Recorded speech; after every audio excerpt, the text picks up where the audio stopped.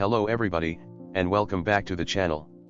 Today we'll be continuing the story of what would happen if Deku had a game inventory quirk.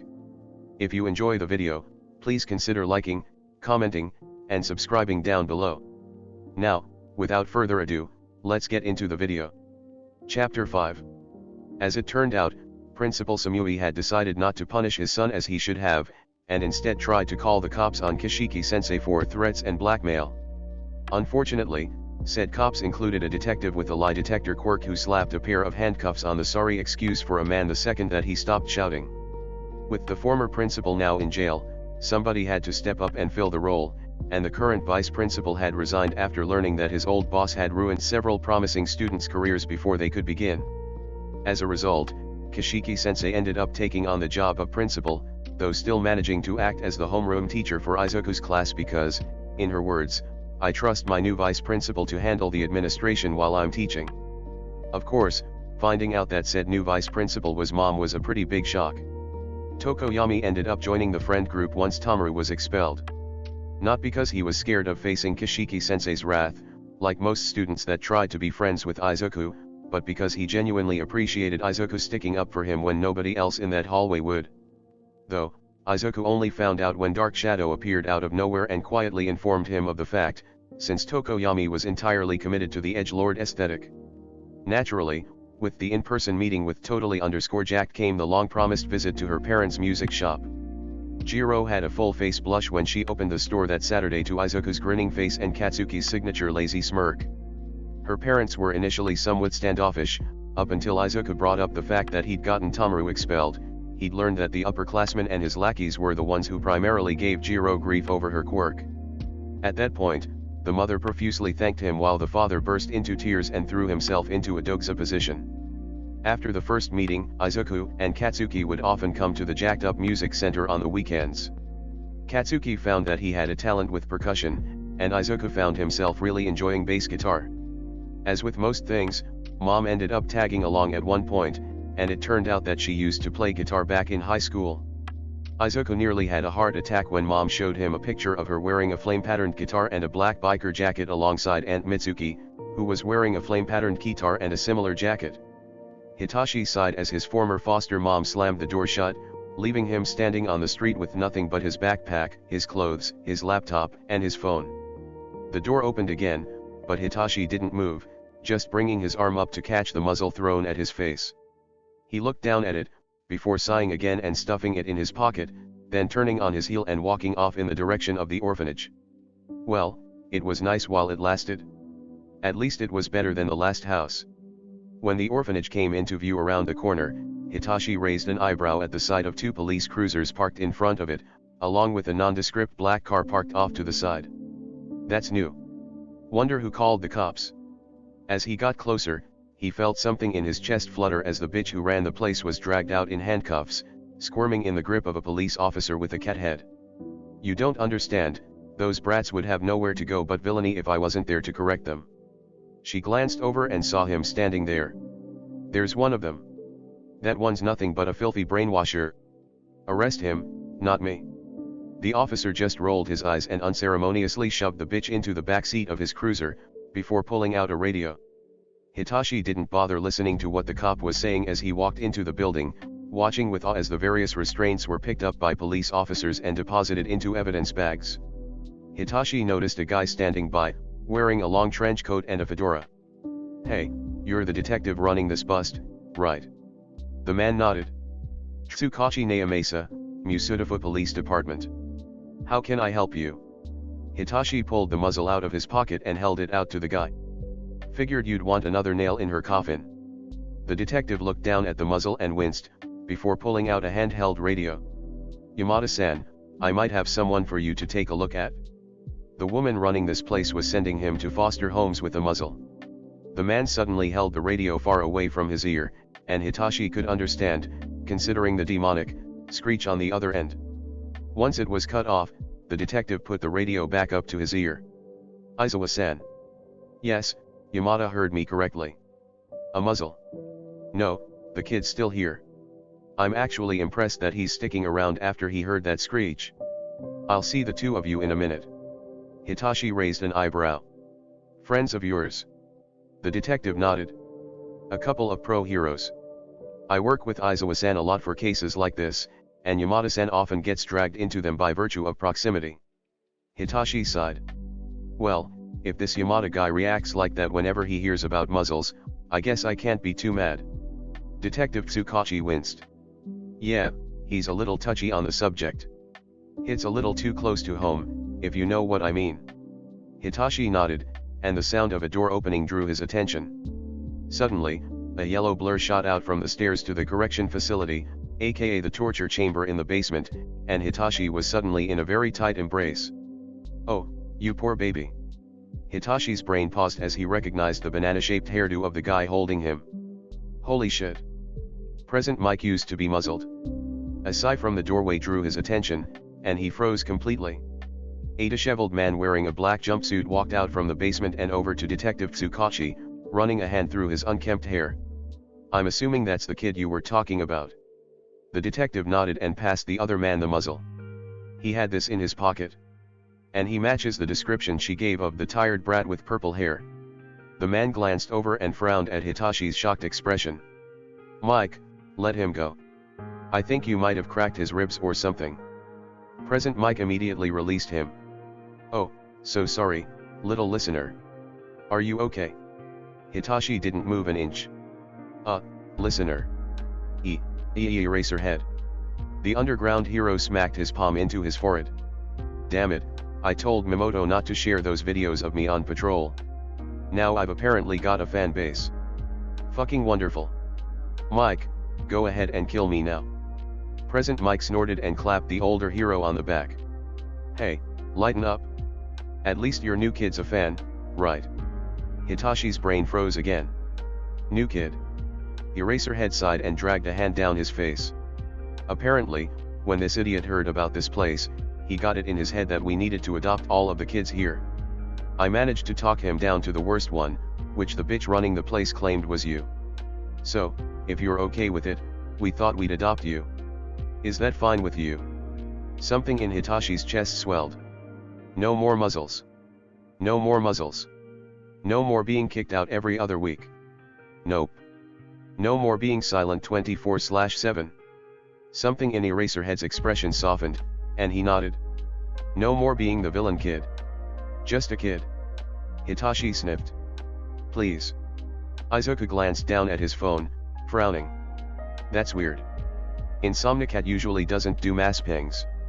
Wonder what's up with him. He quickly opened Discord, navigating from last night's discussion with Newton S. Bain about 13's Quirk to the general chat. His eyes widened, and he tapped Katsuki's shoulder.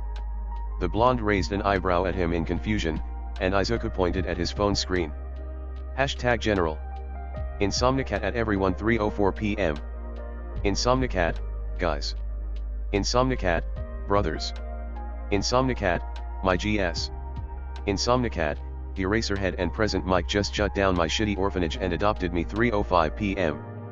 Several people are typing. Kyuka glanced down at her phone, eyes widening when she read the notifications. She dropped the guitar she was holding, and it crashed into the floor, snapping the neck on impact. Dad appeared in the doorway and shouted, Kyuka. I thought you knew better than that. Dad? Insomnicat's orphanage got shut down. Dad froze, his next scolding stuck in his throat. After a few seconds, he turned and started heading towards the living room. Honey. Remember how we gave the Midoriyas our address? I think we should be prepared for guests soon.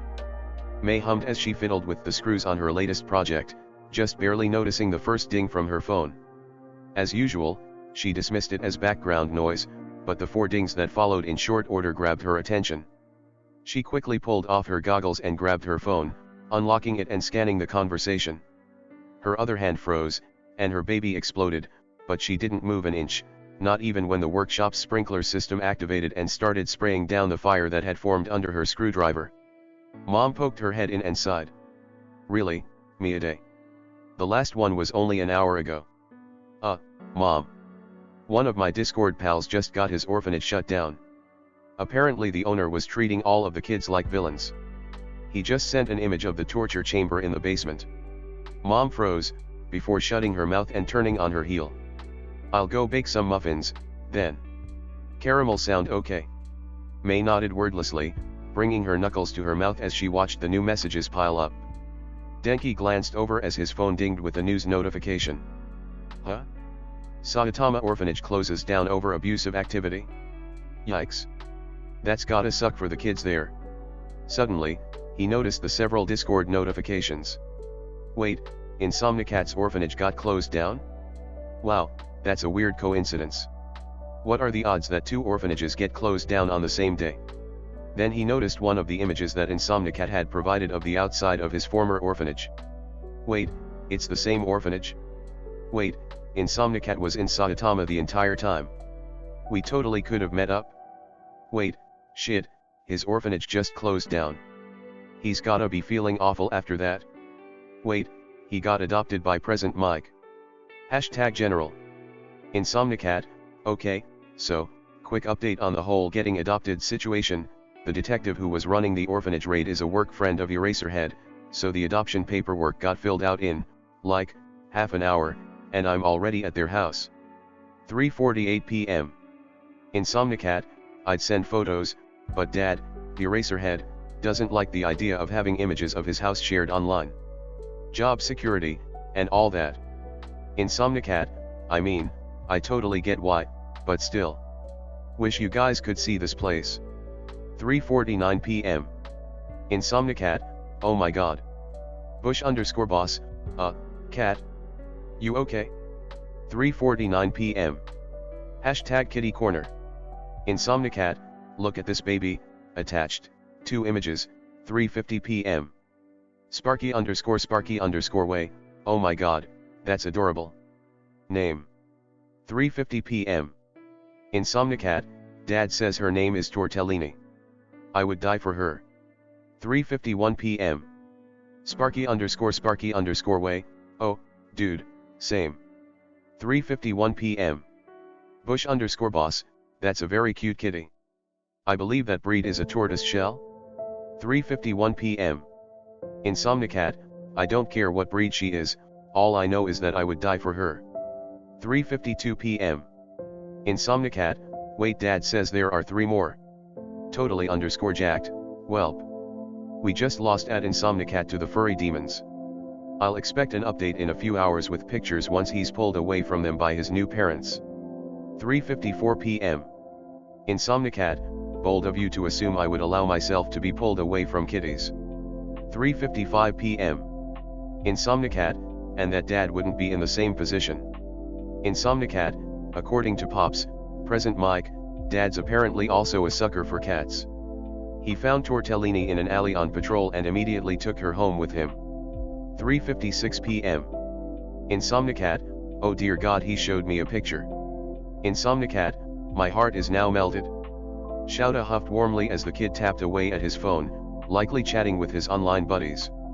Turning, he grabbed Hisashi's arm and dragged his husband into the kitchen, leaving their new kid in the living room. What's up, Sho? Shouta sighed and pushed Hisashi towards the fridge, before leaning back against the edge of the sink. You do realize we're gonna have to rearrange our patrol schedule so we aren't leaving him at home alone, right? Hisashi raised an eyebrow. What? You don't trust him to be able to take care of himself? Shouta shook his head. No, it's not that. I know he can take care of himself, but he shouldn't have to. I want to show him that we're not gonna leave him on his own like the adults in his life clearly have so far. Hisashi winced. Fair point. I'll call the agency and let them know I won't be able to take on nighttime patrols for the foreseeable future. That way you don't have to ruin what's left of your sleep schedule, alright. Shouta sighed. I guess. We can move things around as necessary as we get used to having the kid around. Not just scheduling wise, but furniture wise, too. Hisashi snapped his fingers. I knew I was forgetting something. We haven't stocked the little listener's room with furniture yet. How about I take him shopping tomorrow, since I'm already scheduled to be off then? Shouta nodded. That should work. He glanced over the counter separating the kitchen and the dining room, and something in his chest grew warm when Hitachi laughed at something one of his friends had said. We're really lucky, aren't we? Hisashi raised an eyebrow and smirked. In what way? Mainly that his spirit wasn't shattered by that hellhole disguised as an orphanage. I'm honestly impressed he's still able to smile and laugh like that after enduring so much pain. Hitashi patted him on the shoulder. I think it's safe to assume that his online buddies played a big part in that. Having friends is a hell of a thing, you know. No matter how much you undergrounders like to preach about it being an occupational hazard. Shouta snorted. I dare you to say that to Emmy's face. Wasn't she going nuts the other day about how she and Ragdoll had started a thing? Hitashi chuckled. You know damn well what I mean, Sha. 2 weeks later. Okako opened the door, raising an eyebrow at her parents sitting at the dining room table and staring wide-eyed at a letter. Ma. Pa. What's going on? Ma glanced up, tears running down her face. Chico, we got a request from the Put Your Hands Up agency. Okako did a double take. Wait. We got hired by President Mike? What's he want us for? Pa tapped the letter with the back of his hand. Says he's thinking of remodeling his agency to include overnight rooms and training gyms, and he heard through the grapevine that we specialize in larger buildings. He'd also heard that we'd been cheated by our most recent client, and he says he wants to help us out. Okako's mind flashed back to the conversation she'd read on the Hero Hopeful server about Insomnicat getting adopted by Eraserhead and Present Mike. Insomnicat, you sly devil, you. Ma tilted her head in confusion. Okako waved a hand dismissively. I'll tell ya later over dinner. Still gotta get my homework done. Izuku smiled as he scanned through the back and forth of gratitude and polite dismissals between Newton S. Bain and Insomnicat, before turning his phone off and setting it on the table by the couch. Turning his attention back to the TV, he picked up his controller and unpaused the game. Alright. Let's see what you've got, Morpho Knight. Chapter 6. Kashiki-sensei walked into the room just as the late bell rang. Good morning, Hellions. Yes, I'm still doing double duty as principal and your homeroom teacher. The system I established last year seems to work perfectly well, and why try to fix what's not broken? Scanning the faces of the class, she nodded and dropped a stack of papers on her desk. Right. Welcome to your final year of junior high. As you're all aware, now's when you need to start thinking about what you're gonna want to do with your lives once you leave the school. I know a good number of you are planning to become pro heroes, but I need to impress upon you that it is not the only way to succeed. Plenty of people are successful without being heroes, and those people tend to be able to make more of their success by being, you know, alive. The mortality rate of pro heroes is the highest of any career in the world. It's a grim fact, but it's a truth you're all going to have to face at some point in your lives. So, are you going to be willing to put your lives on the line to save people? Because if not, then being a hero isn't for you. She glanced around the classroom, nodding at the serious faces. Now, onto a less morbid topic. This year, our guidance counselor's office will be open during all school hours, and she is more than willing to discuss possible careers with you during your free time. Never think that you're confined to a specific career path based on your quirk, you're always more than just what you were born with. Am I clear? The class chorused, yes, Kashiki-sensei. She nodded. Good. She tapped on the stack of papers on her desk. Class reps, distribute these packets. As Izuku and Kyuka handed out a packet to each student, Kashiki-sensei continued, these packets hold valuable information to help you in your search for your dream career. Websites that have information about various jobs, different examples of jobs in the area where you can talk to employees, and even resources to help you build a good application. There's also a list of high schools in the area that specialize in different areas. She tapped at her chin for a few seconds. Oh yeah, one more thing. I'm sure you're all aware of this, but it bears repeating, due to our proximity to UA High School, we will be visited by a representative from UA later this year to gauge if any of you have the potential to be UA students. We also hold mock exams that are designed to test if you're qualified to take the UA entrance exams. However, never think for a second that you know what they're looking for. If there's one thing I want you all to learn this year, it's that you should never assume you know better than UA's principal. Do you understand? Yes, Kashiki-sensei. She nodded. Good. Glancing up at the clock, she stood up and straightened her tie. Since we're almost out of time for homeroom, I'll be seeing you Hellions this afternoon. Don't wreck the place while I'm gone. True to form, the bell for first period rang just as Kashiki-sensei closed the door behind her. Most of the class got up and filtered out the door to their lockers, but Izuku, Katsuki, and Kyuka stayed in their seats by the windows. Since they always got to school so early, they'd usually put their things in their lockers before getting to homeroom. Katsuki swiveled in his seat and crossed his arms on the back of his chair, staring back at Izuku. "So, what's new with you and Auntie? The hag told me that you and her went on an outing the other day by yourselves." Izuku grinned. "Well, since Mom's been getting paid well as the vice principal, we took another camping trip to Mount Tekri." Kyuka raised an eyebrow. "Another? You've gone camping there before?" Izuku nodded. "Yep. But before last weekend, we hadn't gone in years. For a while, Mom was using all the extra cash we had to get me new hero merch every month. But since I'd dropped that after getting into video games, she'd been saving up what she could. And her salary as vice principal doesn't hurt, either." Kyuka smiled. "Well, it's nice that the two of you are able to go out and do stuff as a family together. Sure wish I could do that with my parents, but they're always busy running the shop." Katsuki shrugged. "Different families bond in different ways. I know for a fact that my mom wouldn't last an hour camping in the wilderness before going crazy." Kyuka grunted. "Dad's the same. He'd go bonkers if he was away from his instruments for any length of time." She turned her attention back to Izuku. "By the way, how's training been going for you? I know you said you'd made progress over the break, but you never specified." Izuku rubbed at his chin. "Last I checked, I'd reached a 75-kilo bench press and an average running speed of 9 meters a second. I've also gotten save file up to 9 inventory slots and 4 equip slots. Not to mention, my items are getting more durable as I make them more often, and ones that I use a lot manifest faster and tougher than ones I don't use as much. For instance, my Meta Knight sword manifests almost instantly and can take a point-blank explosion no problem, whereas my wild hammer takes a few seconds to make and would probably shatter after one solid hit. So, right now, I'm torn between either making my regular items faster and stronger to create, or building up my less used items so that they're on a similar level." Kyuka chuckled. "So, in Pokemon terms, you're debating whether you want to train your level 70 starter even higher, or get the rest of your team to at least level 60. Izuku nodded. "Exactly. What about you?"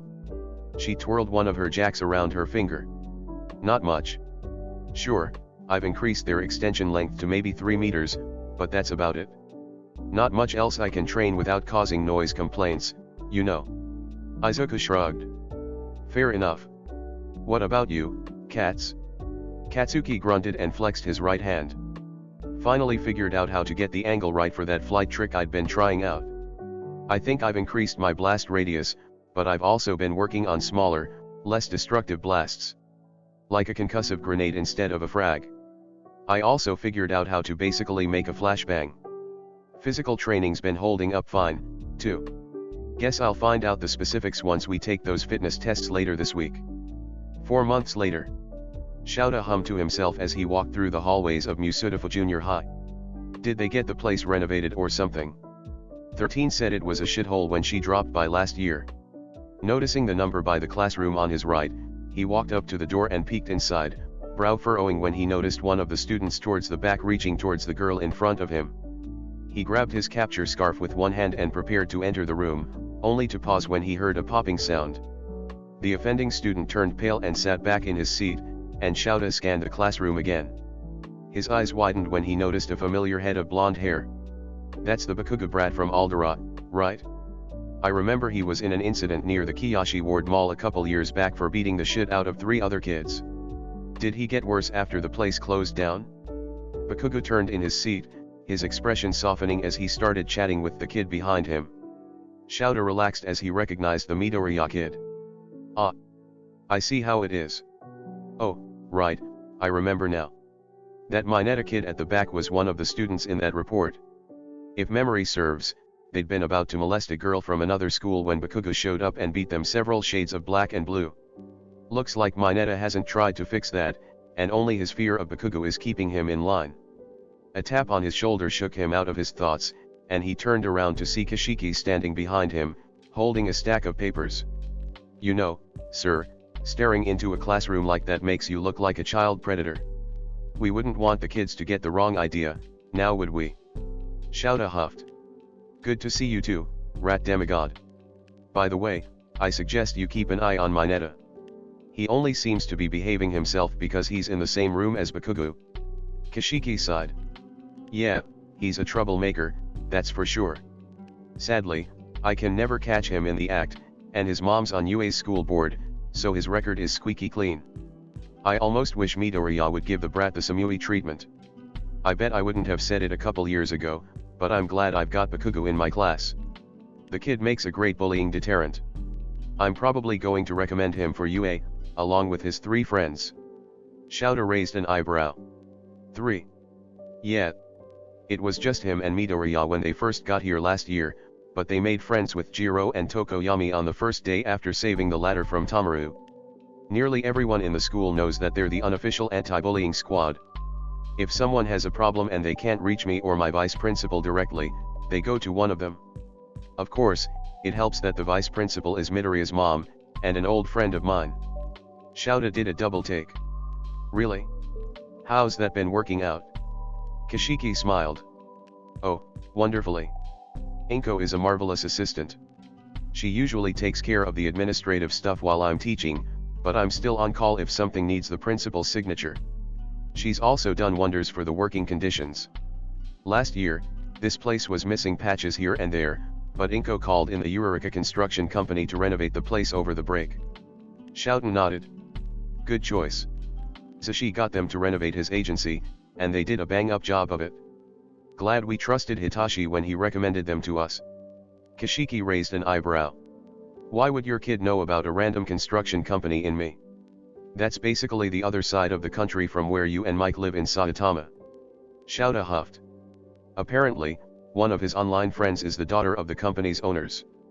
He'd learned that they'd been cheated by their last client, and he told us about it, so Mike decided to throw them a bone. Or, more accurately, a 3-course meal.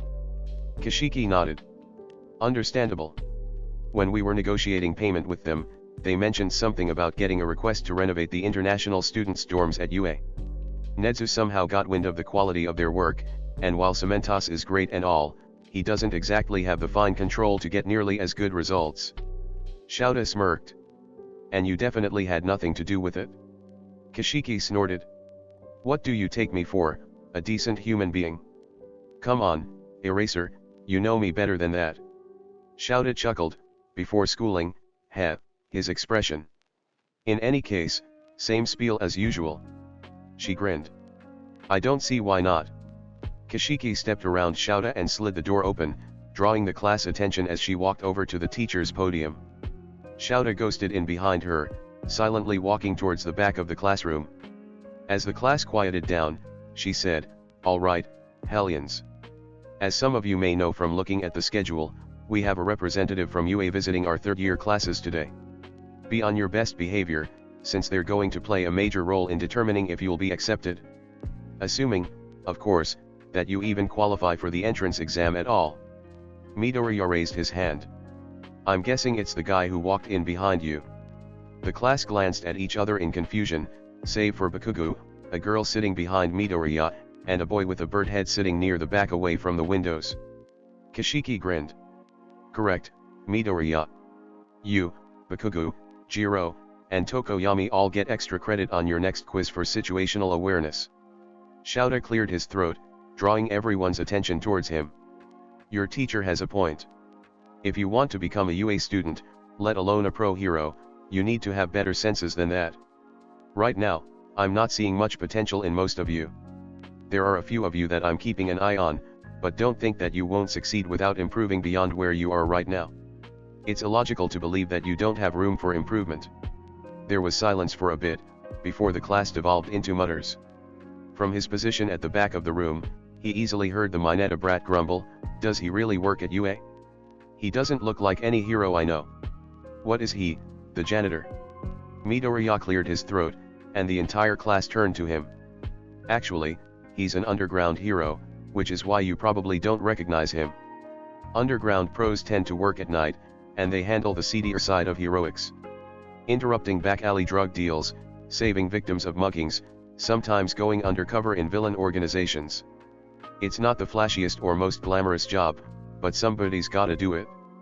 Hell, they're probably more respectable than Limelight heroes, considering they don't get paid as much due to not being in the official rankings or the public eye, but they still put in over twice as many hours as the average Limelight pro.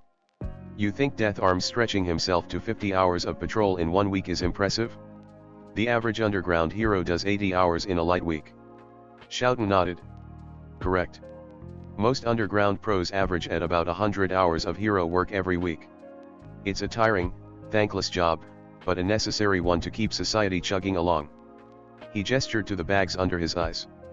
You think I got these by sitting around my house watching HeroTube videos all night? Kashiki cleared her throat, drawing the class attention back to her. Now, since Aizawa-san is with us today, your schedule will be drastically different from normal. Lunch will be at the usual time, but the rest of the day is a free period. Catch up on homework, talk to the guidance counselor, play outside, whatever.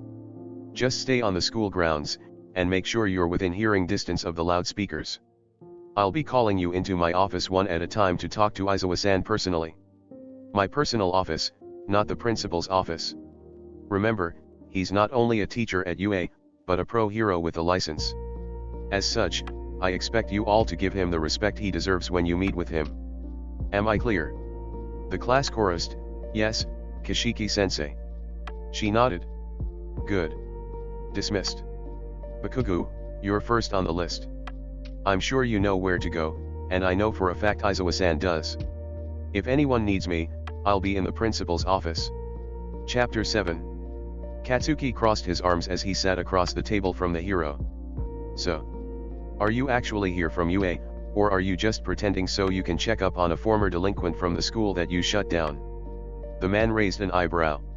What makes you think that? Katsuki shrugged. I heard your voice on the intercom the day Aldera Junior High closed. I forgot about it afterwards, but hearing you speak in the classroom reminded me. The man huffed. Okay, I have to admit, that's impressive. Remembering a voice after only hearing it once 2 years prior? Not a lot of people can pull that off. Katsuki waved a hand dismissively. Whatever. So are you making sure I'm not getting worse, or are you actually scouting for potential UA students? The hero scoffed. I don't make it a habit to lie about my intentions, unless I'm dealing with someone who breaks the law. Yes, I work at UA, and yes, I'm the one who was sent here this year to scout for potential students. It's a yearly thing, but it's usually a different staff member each year.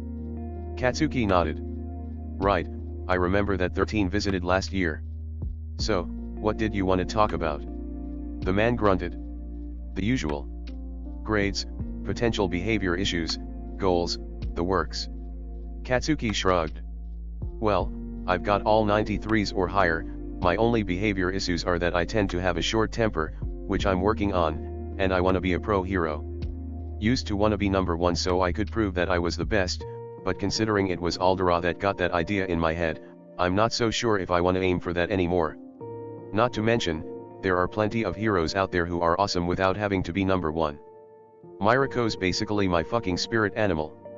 Aizawa sighed. Well, hopefully you're more willing to work with other people than she is. Teamwork is something we look for in UA students, and being an asshat isn't going to get you anywhere. Katsuki waved a hand dismissively. In my experience, being an asshat gets people to show their true motives faster. Gets them aggravated and makes them get to the point. Saves time that could be better used saving lives. The hero made a weird noise that Katsuki realized was a hasty attempt at disguising a snort. Clearly, he'd passed some kind of unofficial test with the guy. Well, if there's nothing else you want to talk about, go ahead and go do whatever you want. Katsuki tilted his head in thought. One question. The principal of Aldera, what was his sentence? Aizawa hummed. 5 years in prison and permanent removal of his teaching certification, if memory serves. Katsuki smirked. Good. Fucking deserved it? Shouta raised an eyebrow as Midoriya walked in right as the previous student left the office. That was fast. The kid shrugged and sat down on the other side of the desk. I knew that Netsu-san was the one going before me, going off of the order people were being called in. And Kashiki-sensei's brought me to her office before. I figured I wouldn't waste your time by making you wait for me to get here. Shouta hummed. So, You were just standing outside the office while I was meeting with the last kid. Midoriya grunted. If you're worried about me listening in on what you were talking about, don't be. I might be sassy, but I'm not a jerk. I know better than to invade someone's privacy. Shouta huffed. Good. Now, let's start with your grades. Midoriya grinned. I see my file there on the desk. Why ask about my grades when they're right there? No, you're looking to see if I'm honest about my achievements. See if I'll exaggerate or downplay my skills. I'm assuming your next question is about behavioral issues, right? Shouta said nothing, but inwardly, he was shocked. This kid picked me apart from just a few clues. Fuck, Nezu might like him. Outwardly, he grunted. Well, you're more perceptive than most brats I've scouted at this school. Did your blonde friend tell you about his meeting with me? Midoriya shook his head. Nah. Figured you'd want something like doctor-patient confidentiality. Especially since if people know what you're looking for, they'll try and put up an image of what they think you'll like. Being honest is always the best policy, especially when you're dealing with somebody who's spent years looking for tiny details. Right, Eraserhead. Shouta's eyes widened, then narrowed. You're the bush boss that my kid talks about, aren't you? Midoriya grinned. In the flesh. Give Insomnicat my regards, will you? Shouta huffed. Maybe later. But right now, let's talk about you. Midoriya sighed. You're aware that any notes on my file from my elementary school teachers are exaggerations or outright lies, right? Shouta nodded. I'm the hero who was brought in to investigate your old middle school. I am very aware of their poor treatment of you before you had your diagnosis rescinded. And I will admit, I'm disgusted that those scum were ever allowed to be teachers. Midoriya smirked. That's good. I'd hate to find out that UA is just as bad as them. Gosh, I sure hope it isn't. Despite himself, Shouta snorted. Kid, the rat god tends to pick his employees from people who've been abused or discriminated against. Nobody's gonna give you a hard time for a quirk or a lack thereof. Even if they did, they'd be gone within an hour of Nezu finding out. Midoriya's smirk widened. Glad to hear that. Is there anything else you wanted to discuss with me, or can I head back to my friends and leave the next poor sap to your discretion? Shouta grinned. No, that'll be all. As the kid closed the door behind him, Shouta glanced over at the computer screen on the desk, which was currently displaying the footage from the security camera posted over the door.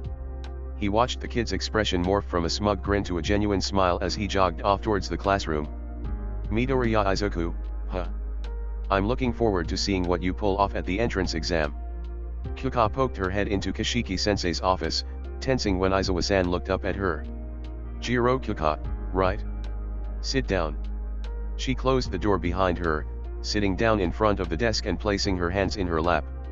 So, what did you want to talk about? He hummed. Well, to start, how well do you perform in classes?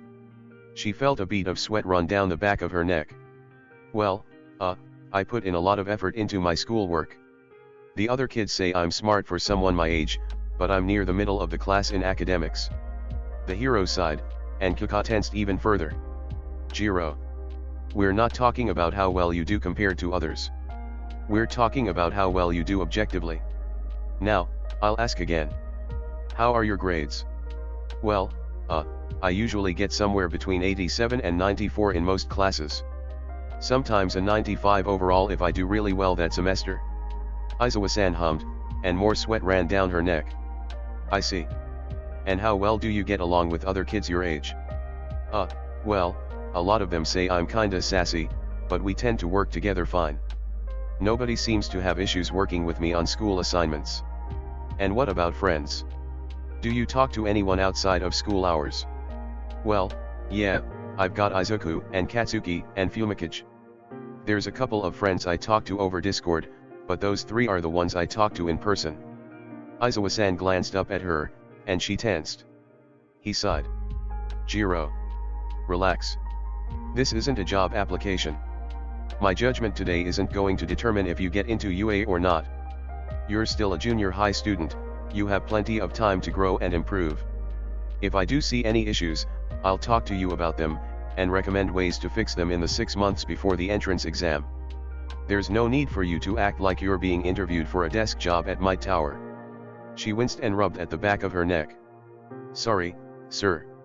I just tend to get nervous when I'm alone in a room with someone else. He glanced up at her, and she froze. Should I not have said that? He sighed. Actually, it's better that you did. Let me guess, a certain classmate of yours with balls for hair is being an issue. Kyuka slumped down in the seat, all of the tension bleeding out of her.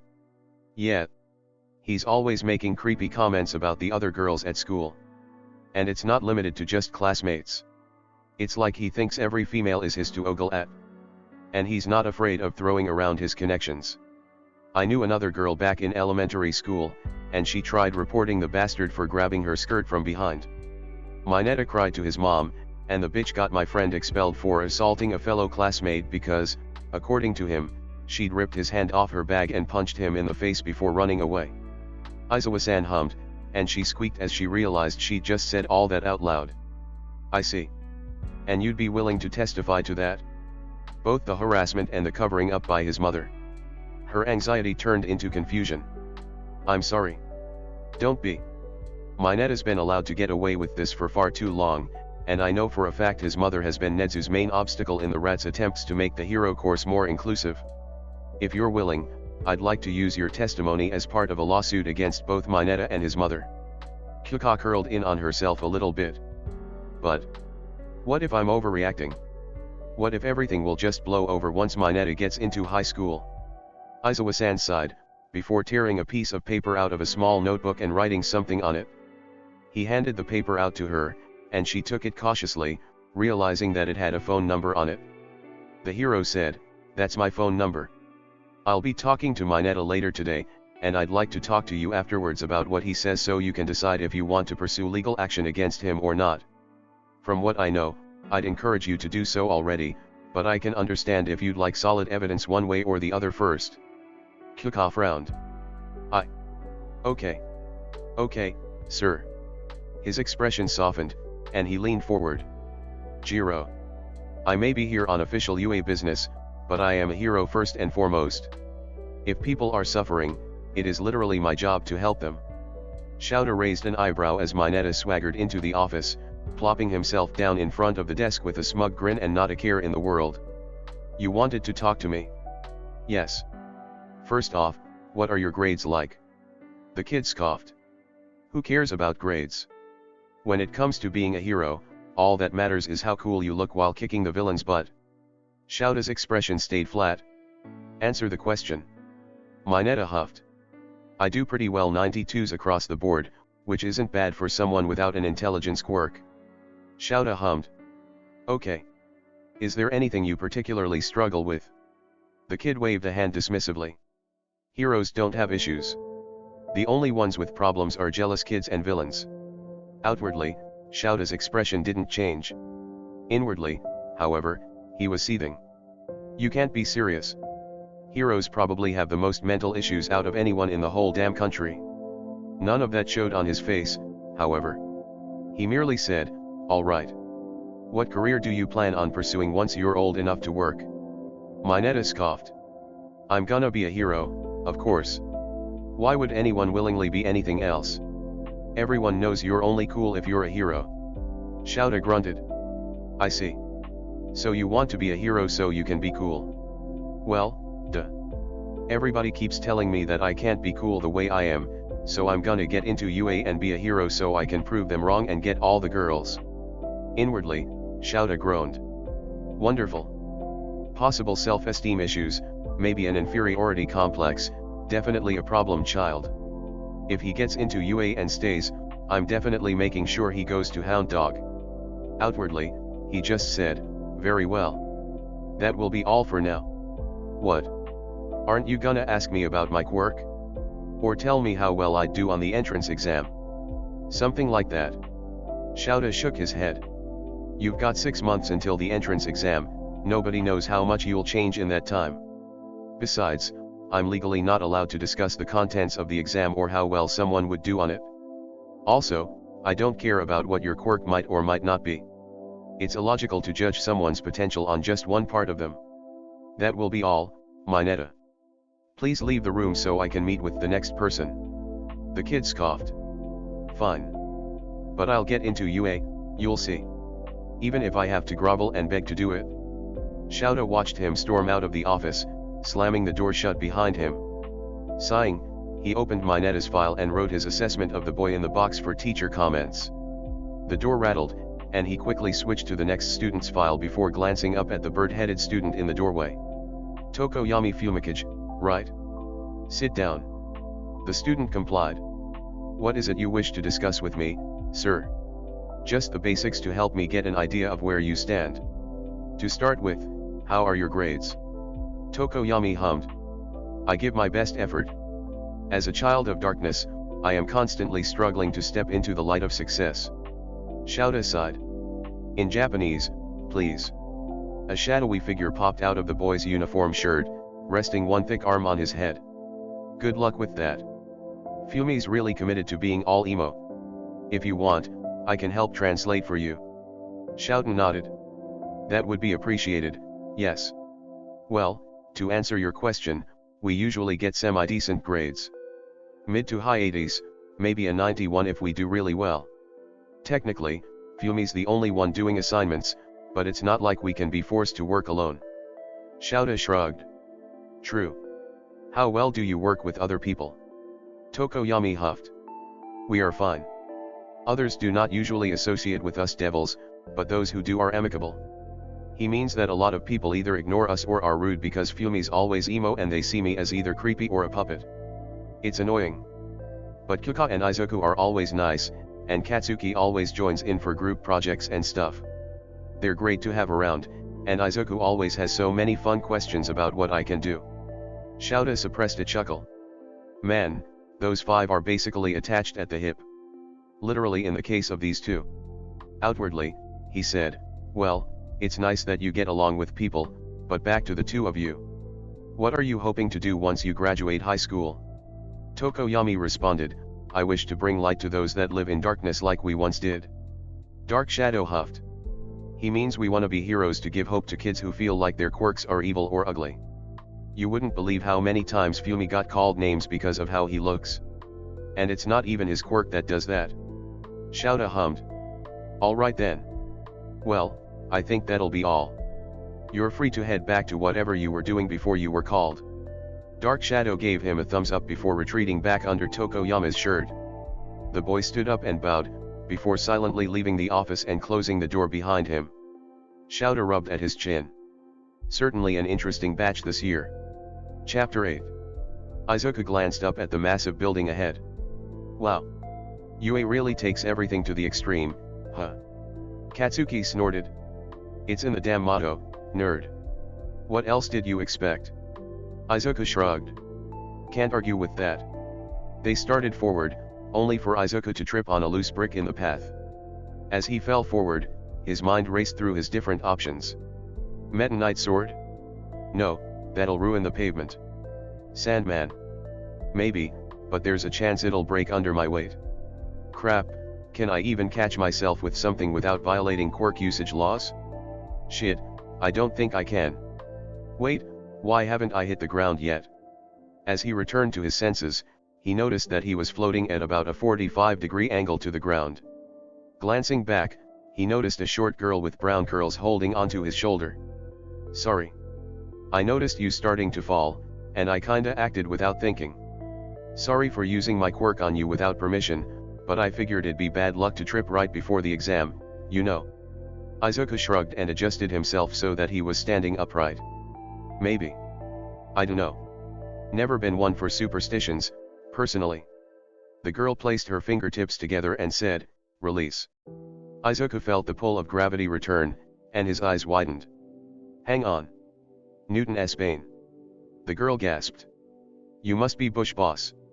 Wow, what a coincidence, huh? Who would have thought we'd both show up for the UA entrance exam? Izuku snorted. Well, the server is called Hero Hopefuls, so. She giggled. True, true. She stuck her hand out in a greeting. Yurika Okako. Izuku grinned and accepted the handshake. Midoriya Izuku. The blonde here is Bakugo Katsuki, otherwise known as King Explosion. Katsuki stuck his hand up. Yo. Nice catch, by the way. Good reflexes. She rubbed at her neck sheepishly. Heh, I guess. Her eyes widened. Crap, we gotta get moving. We don't wanna be late for the written exam. She quickly ran off towards the entrance, and the two boys followed. Izuku waved as he walked up to Katsuki, the two of them heading towards the auditorium for the practical exam. So, how'd the written exam go for you? The blonde scoffed. Nothing outrageous there. I sure fucking hope I passed. Of course, I bet you did way better than me. There was a tap on Izuku's shoulder, and he turned on his heel to walk backwards, grinning when he saw Kyuka walking behind him. Hey. How'd the exam go? She shrugged. Like Kat said, nothing too ridiculous. A lot of it was stuff that Kishiki-sensei gave us in the past few weeks, so I'm wondering if she was deliberately preparing the class for the written exam here. Tokoyami huffed as he appeared behind Katsuki. I would not be surprised if she did. For all her teasing, Kishiki-sensei does genuinely wish to see us succeed. Katsuki whistled. Wow. Not a single mention of darkness or demons in either sentence. Good job, Edgar Allan Crow. Tokoyami snorted, well, as best as he could with a beak. Please. A more accurate name would be quoth the Raven. Katsuki snapped his fingers. Damn, you're right. Gonna have to start using that one. Tokoyami grinned. I would not have suggested it otherwise, Sparky Boom Man. Kyuka chuckled. I see you finally got around to watching Avatar, The Last Airbender. About damn time. They continued chatting as they entered the auditorium, quickly finding 4 open seats next to each other. As they waited, Yurika slipped in and sat down right behind Izuku. As she tapped him on the shoulder, his eyes widened, and he turned to Kyuka. Oh, right. Kyuka, this is Yurika Okako. You know her as Newton S. Bane. Yurika, this is Jiro Kyuka, aka Totally Jacked. Yurika grinned and stuck a hand out. Nice to meet ya. A boy with purple hair sitting in front of Katsuki suddenly twisted in his seat and laid his arms on the back of his chair. Wow, did the hero hopefuls really all sit together? Talk about a coincidence. He stuck a hand out in greeting. Ayama Hitashi, aka Insomnicat. Go ahead and call me Hitashi. He glanced over at Izuku. You must be Midoriya Izuku, aka Bush Boss. Dad said he was looking forward to seeing what you could do. Izuku grinned. Well, I'd better go plus ultra if I'm to impress the great and powerful Eraserhead. Hitachi snorted. I'm honestly looking forward to seeing what you can do, myself. Kyuka frowned. Hey, Hitachi, if your parents are teachers here, why didn't you take the recommendations exam? He sighed. I considered it, but I decided that I'd rather try to get in on my own merits. See, one of my primary motivations is to spite everyone who ever called me a villain in the making, and I can't do that if I just coast by on my connections. Kyuka shrugged. Fair enough. The lights dimmed, and everyone turned their attention back to the front. A spotlight shined down on the stage, revealing present Mike standing there in all his banana-haired glory. Everybody say hey. Dead silence. What a refined audience. In any case, welcome to the practical exam for UA's heroics course. Your task today? Fighting robots. The screen behind the hero lit up with 4 equal sections, each containing a black shape with a white outline. Hitachi winced. Robots, huh? Well, fuck me. Present Mike continued, once the exam begins, you'll be released into a fake city with several robots, each worth 1, 2, or 3 points. Robots with higher point values are harder to take down, so you have to decide whether to take the risk and get the reward, or play it safe and build up your score slower. Suddenly, a boy with blue hair stood up on the other side of the auditorium. Excuse me, sir. The handouts clearly indicate a 4th type of robot. I do hope UA would not overlook something as important as this. Izuku noticed a slight twitch in the hero's eye. Okay, calm down, listener. I was just getting to that. You're absolutely right, there's a 4th type of robot. However, this guy is worth 0 points. He's an impassable obstacle, and he absolutely rampages at close quarters. So if you see him, your best chance is to run the other way. The teen nodded. I see. Please pardon my interruption. Once he sat back down, Present Mike continued, "You've been divided into groups and assigned to different testing areas already. Your site should be indicated on the handout you received before the written exam. Once the exam begins, you'll have 10 minutes to wreck as many bots as you can. Any questions?" The auditorium stayed silent, and Present Mike nodded. "Alright, then. Give it your all out there, listeners. Plus Ultra." Izuku glanced around at the crowd standing by the gates to the testing site. There was a tap on his shoulder, and he turned to see Eureka standing there. "Hey, what's up? I just wanted to wish you good luck. I mean, this is a pretty big thing. What if I don't get enough points?" Izuku suddenly poked her in the forehead. "Hey. None of that, you hear me? Self-doubt is only going to lower your performance. You want to give this your best shot, so don't even consider failure as an option. You go out there and you be a hero, you understand?" She nodded and pumped her fist in excitement. "You're right. I've totally got this. See you on the other end." She headed off into the crowd, and he smiled, before mentally going through his inventory. "Right. I want movement and power output." His hair glowed, and balls of light descended from his curls, solidifying into an extreme gear that he grabbed out of the air. "That covers mobility. Now, what to use for DPS?" Shouta walked into the observation room, immediately scanning the various screens for the entrances to the testing areas. He quickly found who he was looking for, mainly since there was only one green-haired kid in the entire batch of applicants. Nedzu hummed as he followed Shouta's gaze. "Find someone interesting." Shouta grunted. "Technically, the kids had my interest for a while. You remember the school district I handed you a couple years back?" Nedzu chuckled. "You're referring to Aldera, yes. Yeah, those bastards. Well, this kid was the catalyst for the entire investigation, and he's currently enrolled at Musudafu Junior High. He caught my attention when I did my usual scouting trip. He's smart, even without an intelligence quirk." Nedzu hummed with interest. "What is his quirk, exactly?" "Not entirely sure. I didn't really look at it much beyond the name, like I normally do. All I know is that it's called Save File. Though, considering he's now holding stuff that he didn't have with him before, I'd say it's some kind of storage or creation quirk." Nedzu rubbed his chin, pulling up the feed from the entrance of Site B on his personal laptop. "How very interesting. Still, we mustn't make biased judgments. I assume you can do that." Shouta huffed. "The only person you should be concerned about in terms of bias is my kid. And even then, you know me better than that." Nedzu chuckled. "Too true, Izawa-kun. In any case, let's begin." Present Mike shouted, "Go." Immediately, Izuku jumped forward, landing on his extreme gear and shooting off into the fake city. Behind him, he heard the hero yell out, "What are you waiting for? There's no countdowns in real life. That kid's got the right idea. Go, go, go." Izuku focused his attention on the streets ahead. A group of one-pointers rounded the corner, immediately locking onto him. Izuku grinned and removed one hand from the board, allowing his Meta Knight sword to appear in his grip. The mask appeared on his face, and his eyes glowed green through the V-shaped slit. "Let's party." He swerved around a hail of what were hopefully rubber bullets, before slashing. A crescent-shaped wave of blue fire burst forth, cutting through the group of one-pointers in an instant. 10 points. He rushed forward, veering around the corner and immediately jumping over a wave of fire from a batch of 2-pointers. 2 more slashes cut through the robots, the beams taking out what the sword itself didn't. 18 points. He shot through the city, laughing wildly. "Come one, come all. Free ass kickings, get 'em while they're hot." Shouta hummed to himself as he watched the Midoriya kid tear through his testing site, demolishing batches of faux villains in seconds. "That's a pretty interesting quirk."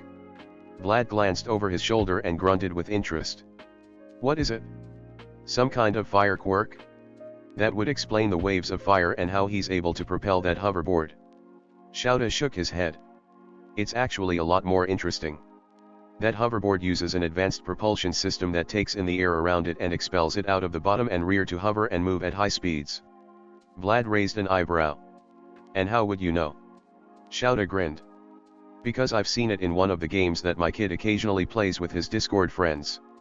Nemuri's eyes widened. So his quirk lets him use stuff from video games. Nezu hummed excitedly. So it would seem. Quite the versatile ability, even if he's restricted to things that operate within the bounds of physics. The sword in particular intrigues me. I believe the items he summons can retain their properties from the game they come from, hence why the sword is able to create those waves of fire. However, notice how he is constantly keeping one hand on the hoverboard. It would seem that he needs to stay in contact with his items in order to keep them equipped, as it were. It would also appear that some objects have to be summoned together, since I doubt the mask serves any purpose. Nemuri rubbed at her chin. Well, so long as he uses stuff from pre-Quirk era games, he shouldn't have to worry about copyright, at the very least. Vlad coughed. If he gets in, that is. Nezu smiled. It's looking more like when than if at this point. Oh, it appears we have 2 minutes left. Shouta-kun, do the honors. Shouta grinned and slammed his fist on the big red button set on the desk underneath the monitors. The ground rumbled, and Nezu cackled maniacally as the 0-pointers emerged in the 16 testing sites. Let's see Midoriya handle that. Izuku glanced up as the ground audibly rumbled. What's going on? He leaned back, allowing his extreme gear to carry him up the side of a nearby building. As soon as he crested the edge of the roof, he pulled the board out from under his feet and slid to a stop, peering out over the sprawling fake city. Immediately, he spotted a cloud of dust rising off in the distance, and he could hear several screams echoing in that direction. Without thinking, he dove off the side of the building, landing on the extreme gear and speeding off in that direction. After a few twists and turns, along with a few more points from robot clusters, Izuku emerged from a side alley onto a street littered with debris and filled with fleeing applicants. Glancing in the opposite direction, Izuku felt his breath catch in his throat as he recognized the shape of the 0-pointer from the orientation. Mike really didn't do the damn thing justice. Rampages in close quarters, my ass. Everywhere is close quarters for that thing. He prepared to flee, only to freeze when he heard a cry of pain. Whirling around, he saw Yuriko with her legs stuck underneath a giant chunk of rubble, likely from one of the nearby buildings. And she was trapped right in the path of the 0-pointer. His brain shut down. Running completely on instincts and muscle memory, he ran forward. His extreme gear and metanite sword dissipated, but he didn't care. All he could see was Yurika, trapped and about to be crushed. I was hoping I didn't have to use this, but desperate times call for desperate measures. His hair glowed green, and the balls of light coalesced into a sword in his right hand and a green cap on his head, with a pulsing 5-pointed star on the brim. Izuku felt his feet hit the road, and he leapt, streaking through the air towards the 0-pointer. He grabbed the handle of the sword with both hands, and the blade flashed. The sword suddenly grew to the size of a 3-story building, and Izuku held on, knowing that the handle was stuck to his hands. Roaring, he swung, and the blade cut right through the 0-pointer.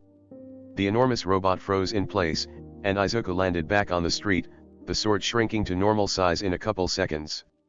He spun the sword in his hand, before snapping it out to the side. The 0-pointer suddenly split in half, the two sides falling against the buildings lining the street. The cap and sword dissipated, and Izuku stumbled, before slowly limping towards where Yuriko was still stuck under the rubble. She stared with wide eyes as he approached, and he stuck a hand out, managing a weak grin. I guess we're even now, huh? She grinned back, before wincing and looking back at her trapped leg. I'd take the hand up, but my quirks hit its limits. Izuku frowned and stepped forward, pressing both hands against the chunk of debris. He strained as hard as he could, but it didn't move. Panting, he let go, stepping back and wiping his forehead. I'm out of fuel, and I'm not strong enough to lift this. Ideas. Suddenly, the blue-haired teen was there, the engines in his calves sputtering. I believe the two of us together might be enough to move it. Izuku nodded, before placing his hands on the side of the block of concrete. The other boy matched his position next to him, and Izuku said, all right, on 3 1. 2. 3. They heaved, and the rubble slowly tilted on its edge, before crashing down on its side next to Yurika. The brown-haired girl quickly swiveled her upper body and started rubbing at her ankle, while Izuku and the other boy collapsed to the ground, their chests heaving. Present Mick's voice rang out, N. Time. The entrance exam has now concluded. Katsuki panted as Mike called the end of the exam, still rubbing his wrists as he looked up at the wreckage of the 0-pointer. Damn. Still haven't gotten the angle right for that move. I need more practice. Someone tapped him on the shoulder, and he turned to see a kid with black hair standing behind him. The other teen grinned, and Katsuki nearly balked at the shark-like teeth. Hey, man. I just wanted to say, thanks for saving me from that thing. I would have been a pancake if you hadn't blasted it to bits. So manly. Katsuki hummed. Manly? You wouldn't happen to go by Rock Riot, would you? The other guy's eyes widened. Wait. You're King Explosion. Dude, you're even cooler in person. Katsuki rolled his eyes. Yeah, whatever. Glancing around, he frowned when he saw a kid with blonde hair leaning against the side of a building, sparks crackling around his head. Whoa, is that guy okay? Those sparks can't be good. Rock_Riot frowned. I dunno, man. I saw him earlier during the exam. He was frying robots with bursts of electricity, so it might be his quirk. Katsuki huffed. Quirk or not, I don't trust sparks near anyone's brain. He quickly walked over and waved a hand in front of the kid's face. Oi. Earth to Sparky. You okay there? The dude glanced up at him. Yeah, just, he quickly turned to the side and coughed into his fist. Just went a little overboard with my quirk. I'm lucky the exam stopped when it did, otherwise I would have gone full way mode, and that would have sucked. Katsuki raised an eyebrow. You and the hero hopefuls. The dude straightened. Yeah. Kaminari Denki. My username is Sparky Way. You've gotta be King Explosion. And I think that guy behind you already said he's Rock Riot? Katsuki grinned. Yep. Bakuga Katsuki. He glanced back at the other guy. And you? Kiri's Hima Ajiru. Totally manly to meet you in person. Kyuka sighed with relief as Mike called an end to the exam. Glancing around, she noticed Hitashi helping up a guy with weird-looking elbows. You two all right there? Hitashi nodded, slinging the other guy over his shoulder.